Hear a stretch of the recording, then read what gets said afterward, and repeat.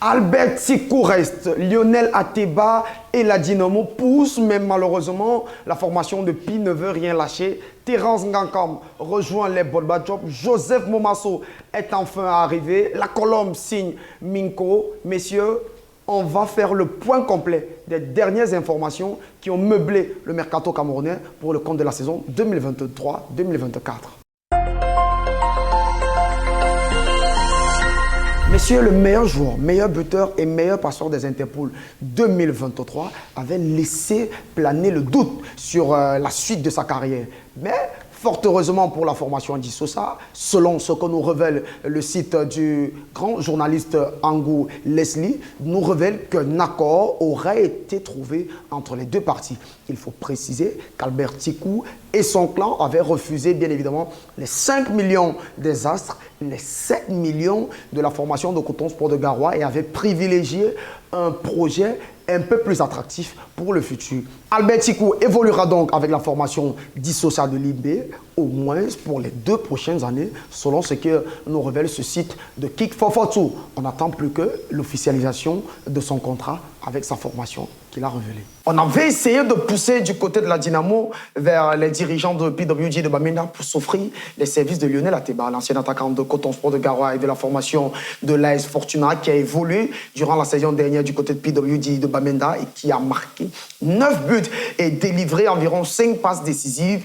était une option prioritaire au niveau de l'attaque du coach Yves Clément Aroga qui souhaiterait faire de lui un de ses métronomes pour l'associer certainement à l'ami Joseph Momasso et bien évidemment Junior Kemajou. Mais il y avait un bémol, il était encore lié avec la formation de PWG jusqu'en 2025. Les négociations auraient donc été finalement conclues puisqu'on nous annonce que Lionel Ateba signera, bien évidemment, on attend juste l'officialisation, pour 2 saisons avec la formation de la Dynamo de Douala.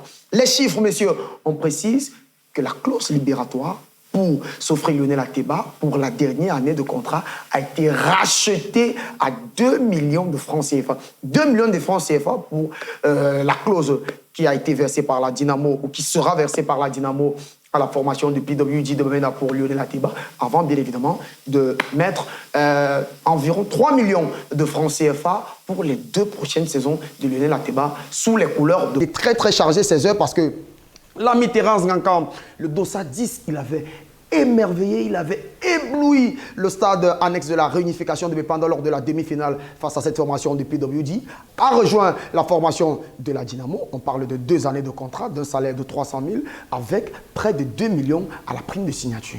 Messieurs, la Dynamo serait en train de dépenser près de 40 millions de francs CFA pour le recrutement de près de 10 joueurs. Je vais vous donner les noms, les amis. On parle Daniel Derrick, qui est arrivé en provenance de l'Afrique du Sud en tant que gardien. Bao Enor de Coton Sport de Garoua, qui est arrivé dans la défense. Hervé Ngomon, qui sort du côté de l'Irak en défense. Franck Diallo de la Colombe du Sud. Et Tabawak de PWG et Téché, entre guillemets, qui pourrait débarquer de ce côté de la formation de la Dynamo, puisque les discussions sont encore en cours. Dans le milieu de terrain, on retrouve Brandon Eno, qui est arrivé en provenance de Coton. On retrouve Louké, qui vient de la formation de Bambotos, qui a été vice-champion du Cameroun. Et en attaque, on a Kemajou, Momasso et bien évidemment l'ami Ateba qui pourrait arriver. Donc, le montant global de ces joueurs seulement avoisinerait déjà les 40 millions. Et la véritable interrogation qui se pose autour de l'encadrement technique de la Dynamo, est-ce qu'on réussira, bien évidemment, à pouvoir créer un climat de sérénité, bien évidemment, parce que c'est une équipe qui regorge les cadres et les joueurs à fort caractère. Est-ce qu'on réussira à faire fédérer pour pouvoir offrir les victoires au Bolma Job?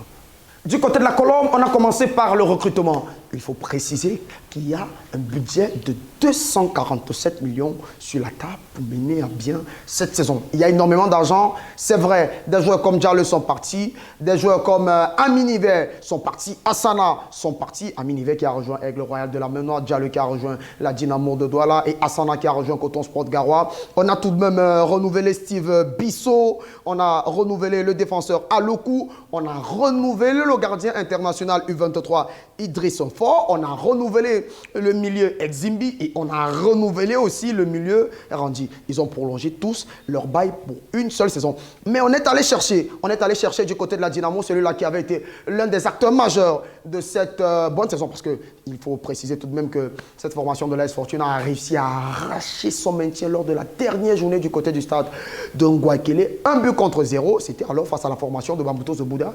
Et c'était l'ami Manuel Mbolo qui avait inscrit un but à la 74e minute sur pénalty et qui avait offert un succès précieux qui permet aux hommes du président Noah de pouvoir se maintenir en vie en MTN Elite One.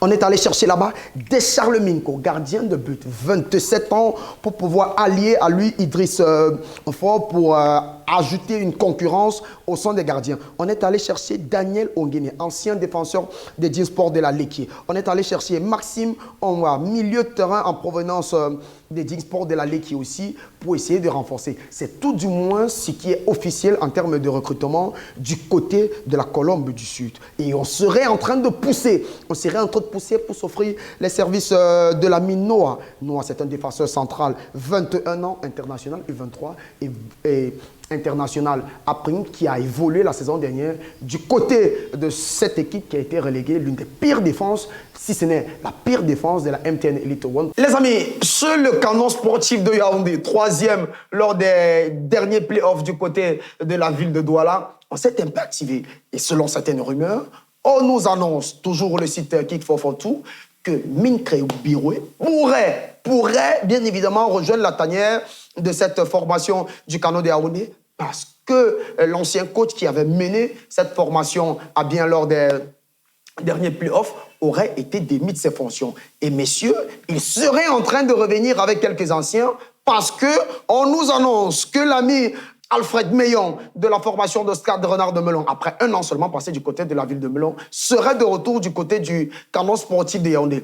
Il est vrai, on a perdu l'ami Emmanuel Ricardo Mahop, mais on s'active à recruter des joueurs. La piste de Junior Kemajou étant off, on se serait activé il y a de cela quelques temps pour avoir Bertrand Mani, chose qui n'aurait pas été possible, mais jusque-là, on est en train d'activer certaines pistes pour pouvoir animer autour de Hugues et Yango Priso notre attaquant, animer aussi autour des Sama, des autres attaquants pour pouvoir porter cette équipe. On nous annonce aussi que l'ami Alexandre Alfred Benga, ancien sociétaire des Astres Football Club de Douala, serait lié désormais à cette formation du Canon sportif de Yaoundé jusqu'en 2026. C'est un défenseur central de métier. Les amis, c'était tout pour ce numéro du Mercato Express. On retient que l'ami Tikou Ekbe reste, que l'ami Lionel Ateba pourrait rejoindre la Dynamo de Douala, que M. Minkreo Biroué pourrait désormais revenir du côté de la maison du Canon sportif de Yaoundé. N'oubliez pas de laisser toutes vos réactions en commentaire.